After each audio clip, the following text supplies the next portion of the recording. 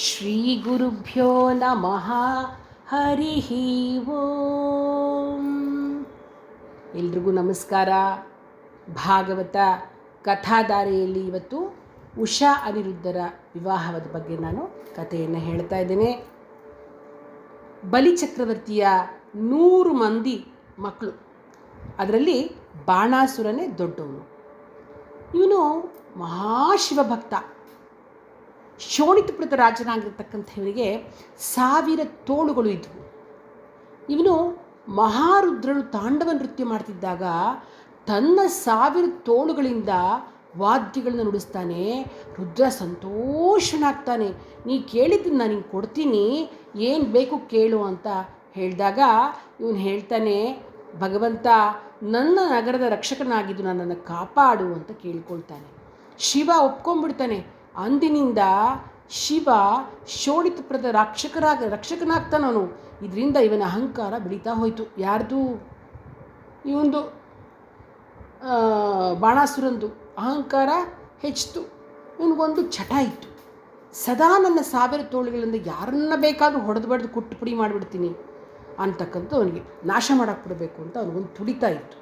ಆದರೆ ಹೊಡೆಯೋಕ್ಕೆ ಯಾರೂ ಇವನ ಮುಂದೆ ಬರ್ತಾನೆ ಇರಲಿಲ್ವಲ್ಲ. ಇವನ ನೆರಳು ಕಂಡ್ರೆ ಸಾಕು, ಎಲ್ಲ ಓಡೋಗ್ತಾಯಿದ್ರು.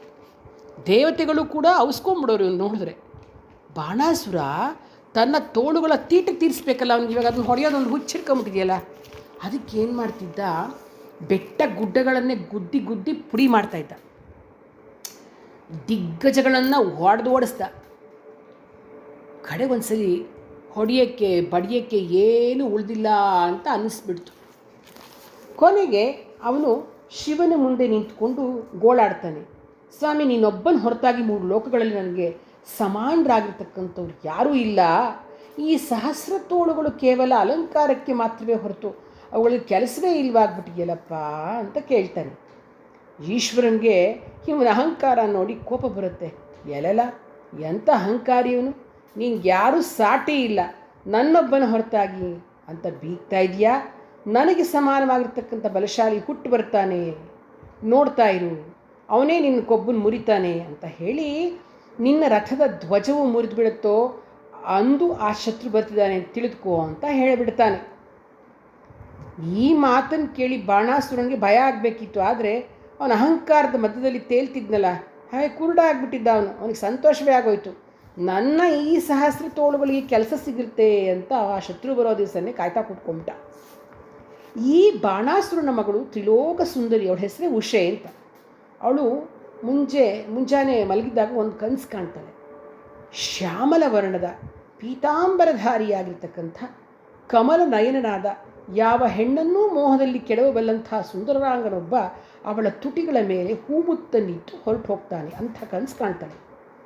ಈ ಕನಸು ಬಿದ್ದಾಗಿಂದ ಉಷೆಗೆ ಯಾವಾಗಲೂ ಆ ಸುಂದರಾಂಗನದೇ ಧ್ಯಾನ. ಊಟ ತಿಂಡಿ ಅಲಂಕಾರ ಯಾವುದೂ ಬೇಡ ಆಯಿತು. ಯಾವಾಗಲೂ ನಡೆಸುತ್ತಾ ಅನ್ಯಮನಸ್ಕಳಾಗಿ ಇರ್ತಾಯಿದ್ಲು. ಇವನ್ನ ನೋಡಿ ಇವಳ ಫ್ರೆಂಡು ಚಿತ್ರಲೇಖೆ ಸಖಿ ಅವಳೇನು ಹೇಳ್ತಾಳೆ, ರಾಜ್ಕುಮಾರಿ, ಈ ನಿನ್ನ ಕನಸಿನಲ್ಲಿ ಬಂದ ಚಿತ್ತಚೋರ ಯಾರು ಅಂತ ಗೊತ್ತಾದರೆ ಸಾಕು, ಅವನು ನಿನಗೆ ನಾನು ತಂದು ಕೊಡ್ತೀನಿ ಅಂತ ಹೇಳ್ತಾಳೆ. ಹೌದು, ಮೊದಲು ಇವನು ಯಾರಂದು ಕಂಡುಹಿಡಿಬೇಕಲ್ಲ. ಚಿತ್ರಲೇಖೆ ನಿಜವಾದ ಅರ್ಥದಲ್ಲಿ ಚಿತ್ರಲೇಖಿಯೇ ಆಗಿದ್ಲು. ಅಂದರೆ ಅವಳು ಚಿತ್ರ ಬರೆಯೋದ್ರಲ್ಲಿ ಭಾಳ ಎಕ್ಸ್ಪರ್ಟ್. ಅವಳು ಈ ಲೋಕದಲ್ಲಿ ಅತ್ಯಂತ ಚೆಲುವರೆನಿಸಿಕೊಂಡವರ ಚಿತ್ರಗಳನ್ನು ಬರೆಯೋಕ್ಕೆ ಶುರು ಮಾಡ್ತಾಳೆ. ಬರೆದು ಒಂದೊಂದಾಗಿ ಉಷೆಗೆ ತೋರಿಸ್ತಾ ಇರ್ತಾಳೆ.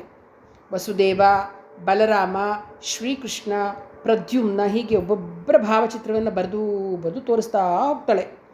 ಪ್ರದ್ಯುಮ್ನನ ಚಿತ್ರವನ್ನು ನೋಡಿದ ತಕ್ಷಣ ಇವನೇ ಅವನು, ನಾನು ಕನಸಿನಲ್ಲಿ ಕಂಡ ಚೋರನಿವನು ಅಂತ ಹೇಳ್ತಾನೆ.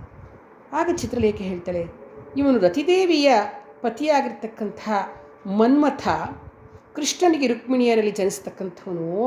ಇವನು ಪ್ರದ್ಯುಮ್ನ, ಈಗೋ ಇವನ ಮಗ ಅನಿರುದ್ಧ, ಅವನನ್ನು ಒಮ್ಮೆ ನೋಡಿಬಿಡು ಅಂತ ಹೇಳಿ ಅನಿರುದ್ಧನನ್ನು ಬರೀತಾಳೆ. ಹೌದು, ಪ್ರದ್ಯುಮ್ನಂತನೇ ಕಾಣ್ತಾನೆ. ಸೂಕ್ಷ್ಮ ವ್ಯತ್ಯಾಸಗಳಿದೆ, ಆದರೆ ಸಂದೇಹವೇ ಇಲ್ಲ, ಇವನೇ ನನ್ನ ಕನಸಿನ ಚಿತ್ತಚೋರ ಅಂತ ಉಷೆ ಹೇಳ್ತಾಳೆ ನಾಚಿಕೊಂಡು. ಚಿತ್ರಲೇಖೆ ಚಿತ್ರಕಾರಳು ಮಾತ್ರ ಅಲ್ಲ, ಮಾಯಾವಿದ್ಯೆಯು ಕೂಡ ಅವಳು ಚೆನ್ನಾಗಿ ಬರ್ತಿರುತ್ತೆ. ಅವಳು ಅವತ್ತು ರಾತ್ರಿ ತನ್ನ ಮಾಯಾವಿದ್ಯೆಯನ್ನು ಉಪಯೋಗಿಸ್ಕೊಂಡ್ಬಿಟ್ಟು ಮಾಯ ಆಗಿಬಿಟ್ಟು ದ್ವಾರಕಾಪುರಿಗೆ ಹೋಗ್ತಾಳೆ.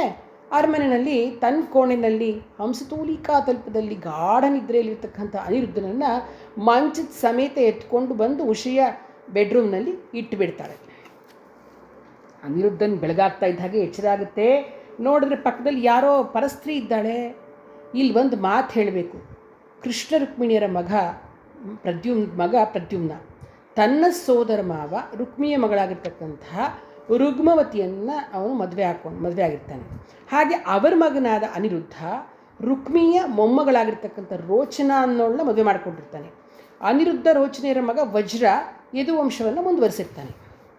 ಇರಲಿ, ಎಚ್ಚರಗೊಂಡ ಅನಿರುದ್ಧನಿಗೆ ಪತ್ನಿ ಬದಲಾಗಿ ಯಾರೋ ಪರಸ್ತ್ರೀ ಇರೋದು ಬಹಳ ಆಶ್ಚರ್ಯ ಉಂಟು ಮಾಡಿತು. ವಿಚಾರಿಸಿದಾಗ ನಡೆದ ಸಂಗತಿ ಏನು ಅನ್ನೋದು ಗೊತ್ತಾಯಿತು. ತಾನಾಗಿ ಒಲಿದು ಬಂದ ಹೆಣ್ಣನ್ನು ತಿರಸ್ಕರಿಸೋದುಂಟೆ. ಉಷಿಯ ಪ್ರಣಯವನ್ನು ಅವನು ಒಪ್ಕೋತಾನೆ. ವಿವಾಹವಾಗದಿದ್ದರೂ ಇವರ ದಾಂಪತ್ಯ ನಡೆಯುತ್ತೆ. ಕೆಲವು ಕಾಲ ಅಲ್ಲಿ ದಾಂಪತ್ಯ ಫಲ ನೀಡಿದ ಕುರುಗಳು ಕಂಡುಬರುತ್ತೆ. ಕಾವಲ್ಗಾರರು ಹೌಹಾರು ಬಿಡ್ತಾರೆ. ರಾಜ ಬಾಣಾಸುರನಿಗೆ ಸುದ್ದಿ ಹೋಗುತ್ತೆ. ನಾವು ಕಣ್ಣಿನಲ್ಲಿ ಎಣ್ಣೆ ಹಾಕ್ಕೊಂಡು ಕಾಯ್ತಿದ್ದೇವೆ, ಆದರೂ ಯಾರೋ ಪರಪುರುಷ ಉಷಿ ಅಂತಃಪುರದಲ್ಲಿದ್ದಾನೆ ಅಂತ ಕಾಣಿಸುತ್ತೆ, ನಮ್ಮಿಂದ ಯಾವುದೇ ಕಾರ್ಯಲೋಪ ನಡೆದಿಲ್ಲ ಅಂತ ಅರಿಕೆ ಮಾಡ್ಕೊಳ್ತಾರೆ. ಬಾಣಾಸುರ ಓಡೋಡಿ ಬರ್ತಾನೆ. ನೋಡಿದ್ರೆ ಸುಂದರಾಂಗನೊಬ್ಬರೊಂದಿಗೆ ಮಗಳು ಪಗಡೆ ಆಟ ಆಡ್ತಿದ್ದಾಳೆ. ಕೋಪ ಬರುತ್ತೆ. ಹಿಡಿದು ಹಾಕಿ ಇವನನ್ನು ಅಂತ ಅಬ್ಬರಿಸ್ತಾನೆ. ಸೈನಿಕರು ಅವನು ಹಿಡಿಯಕ್ಕೆ ಹೋಗ್ತಾರೆ. ಆದರೆ ಅವರನ್ನು ಸದೆ ಬಡಿದು ಹಾಕಿದ ಆ ಸುಂದರಾಂಗ ಬಾಣಾಸುರನಿಗೆ ತಡೆಯೋಕ್ಕೆ ಆಗಲಿಲ್ಲ. ಕೂಡಲೇ ಅವನೇನು ಮಾಡ್ತಾನೆ, ನಾಗಪಾಶದಿಂದ ಅವನನ್ನು ಬಂಧಿಸಿ ಕಾರಾಗೃಹಕ್ಕೆ ಹಾಕ್ಬಿಡ್ತಾನೆ. ಈ ಕಡೆ ದ್ವಾರಕೆಯಲ್ಲಿ ಅನಿರುದ್ಧವನ್ನು ಹುಡುಕೋ ಪ್ರಯತ್ನ ಆಗ್ತಾ ಇರ್ತೀವಿ. ಎಲ್ಲಿ ಹುಡುಕರು ಅವನಿಲ್ಲ. ಈ ಭೂಮಿ ಮೇಲಿಂದಲೇ ಅವನು ಮಾಯವಾಗಿ ಹೋಗಿದ್ದಾನೋ ಅನ್ನೋಂಗೆ ಆಗ್ಬಿಟ್ಟಿದೆ. ಹೀಗಿರಬೇಕಾದ್ರೆ ನಾರದ ಮಹರ್ಷಿಗಳು ಇಲ್ಲಿಗೆ ಬರ್ತಾರೆ. ತ್ರಿಲೋಕ ಸಂಚಾರಿ ಅಲ್ವೇ ಅವರು, ಅವ್ರಿಗೆ ಗೊತ್ತಿಲ್ಲದ ವಿಷಯನೇ ಇಲ್ಲ. ಹಾಗಾಗಿ ಅವರು ನಡೆದಿರ್ತಕ್ಕಂಥ ಎಲ್ಲ ವಿಷಯಗಳನ್ನು ಮುಖ್ಯವಾಗಿ ಕೃಷ್ಣನಿಗೆ ಎಲ್ರಿಗೂ ಹೇಳ್ತಾರೆ, ಕೃಷ್ಣನಿಗೂ ಹೇಳ್ತಾರೆ. ಕೂಡಲೇ ತನ್ನ 11 ಅಕ್ಷೋಹಿಣಿ ಇಷ್ಟಿದ್ದ ನಾರಾಯಣಿ ಸೈನ್ಯವನ್ನು ಶೋಣಿತಪುರಿಯ ತಗೊಂಡು ಹೊರಟೋಗ್ತಾನೆ ಕೃಷ್ಣ. ಈ ಸೈನ್ಯದ ನೇತೃತ್ವ ವಹಿಸಿದ್ದ ಬಲರಾಮ ಕೃಷ್ಣ ಬಾಣಾಸುರನ ಕೋಟೆನ ಕೊತ್ತಲಗಳನ್ನು ಕೆಡವು ಹಾಕ್ತಾರೆ. ಅಷ್ಟರಲ್ಲಿ ಇವರನ್ನು ತಡೆಯೋಕ್ಕೆ ಅಂತ ಮುನ್ನಡೀತಿದ್ದ ಬಾಣಾಸುರನ ರಥದ ಪಟಾಕೆ ತುಂಡಾಗಿ ಬಿದ್ದುಬಿಡುತ್ತೆ. ಅಲ್ಲಿ ಹೇಳಿದ್ರಲ್ಲ ಮುಂಚೆನೇ, ತುಂಡಾಗಿ ಬಿದ್ದಾಗ ಅವನೇ ಇದು ನಿನಗೆ ಸರಿಯಾಗಿರ್ತಕ್ಕಂಥ ಎದುರಾಳಿ ಅಂತ ಈಶ್ವರ ಹೇಳಿರ್ತಾನಲ್ಲ. ಈಗ ಅವನ ಸಂತೋಷಕ್ಕೆ ಪಾರವೇ ಇರಲಿಲ್ಲ. ನನಗೆ ತಕ್ಕ ಎದುರಾಳಿ ಸಿಕ್ಕ ಅಂತ ಭಾರಿ ಉತ್ಸಾಹದಿಂದ ಕೃಷ್ಣನನ್ನು ಎದುರಿಸೋಕ್ಕೆ ಮುಂದಾಗ್ತಾನೆ. ಶೋಣಿತಪುರದ ರಕ್ಷಣೆ ಹೊತ್ತ ರುದ್ರದೇವ ಸುಮ್ಮನಿರ್ತಾನೆಯೇ. ಅವನು ಬಂದ. ಶ್ರೀಕೃಷ್ಣ ದೇವನನ್ನು ರುದ್ರಪುತ್ರನಾಗಿರ್ತಕ್ಕಂಥ ಷಣ್ಮುಖ ಪ್ರದ್ಯುಮ್ನನ್ನು ಎದುರಿಸ್ತಾರೆ. ಘೋರ ಯುದ್ಧ ಶುರುವಾಗುತ್ತೆ. ದೇವತಾದಿಗಳೆಲ್ಲ ಅದನ್ನು ನೋಡೋಕ್ಕೆ ಆಕಾಶದಲ್ಲಿ ಸೇರ್ಕೋತಾರೆ. ಬ್ರಹ್ಮಾಸ್ತ್ರ, ಪಾಶುಪತಾಸ್ತ್ರ, ಆಗ್ನೇಯಾಸ್ತ್ರ, ವಾರುಣಾಸ್ತ್ರ, ನಾರಾಯಣಾಸ್ತ್ರ, ಹೀಗೆ ಎಲ್ಲ ರೀತಿಯ ಅಸ್ತ್ರಗಳ ಪ್ರಯೋಗ ಉಂಟಾಗುತ್ತೆ. ಕಡೆಗೆ ಕೃಷ್ಣ ಜೃಂಭಣಾಸ್ತ್ರದಿಂದ ರುದ್ರನನ್ನು ಸ್ತಂಭನಗೊಳಿಸಿಬಿಟ್ಟು ಬಾಣಾಸುರನ ತೋಳುಗಳನ್ನು ಒಂದೊಂದಾಗಿ ಕತ್ತರಿಸಿ ಹಾಕ್ಬಿಡ್ತಾನೆ. ಆಗ ರುದ್ರ ಕೃಷ್ಣನನ್ನು ನೋಡಿ, ನೀನು ಸ್ವಯಂ ಪರಬ್ರಹ್ಮ, ಸೃಷ್ಟಿ ಸ್ಥಿತಿ ಲಯಕಾರಕ, ಈ ಬಾಣಾಸುರ ನನ್ನ ಪರಮ ಭಕ್ತ, ಇವನನ್ನು ಬಿಟ್ಟು ಬಿಡು ಅಂತ ಹೇಳ್ತಾನೆ. ಆಗ ನಗ್ತಾ ಕೃಷ್ಣ, ಇವನು ನನ್ನ ಪರಮ ಭಕ್ತನಾಗಿರ್ತಕ್ಕಂತಹ ಪ್ರಹ್ಲಾದನ ವಂಶದವನು, ನಾನು ನನ್ನ ಭಕ್ತನಾದ ಪ್ರಹ್ಲಾದನಿಗೆ ನಿನ್ನ ಕುಲದವರನ್ನು ಕೊಲ್ಲೋದಿಲ್ಲ ಅಂತ ಮಾತು ಕೊಟ್ಟಿದ್ದೇನೆ. ಭೂಭಾರ ಕಡಿಮೆ ಆಗಬೇಕು ಅಂತಲೇ ಇವನ ಸೈನಿಕರು ಸಾಯಬೇಕಾಯಿತು. ಇವನ ಅಹಂಕಾರವನ್ನು ನೀಗಿಸ್ಲಿಕ್ಕೆ ಅಂತ ಇವನ ತೋಳುಗಳನ್ನು ತುಂಡರಿಸ್ಬಿಟ್ಟು ತೋಳುಗಳನ್ನು ಮಾತ್ರ ಉಳಿಸಿದ್ದೀನಿ. ಇವನು ಮುಂದೆ ನಿನ್ನ ಪ್ರಮಥದಲ್ಲಿ ಒಬ್ಬನಾಗ್ತಾನೆ ಅಂತ ಹೇಳ್ತಾನೆ. ಬಾಣಾಸುರ ತನ್ನ ಮಗಳಾಗಿರ್ತಕ್ಕಂಥ ಉಷೆಯನ್ನು ಅನಿರುದ್ಧನಿಗೆ ಕೊಟ್ಟು ಕೃಷ್ಣನೊಂದಿಗೆ ದ್ವಾರಕೆಗೆ ಕಳಿಸ್ಕೊಟ್ಟು ಬಿಡ್ತಾನೆ. ಧನ್ಯವಾದಗಳು.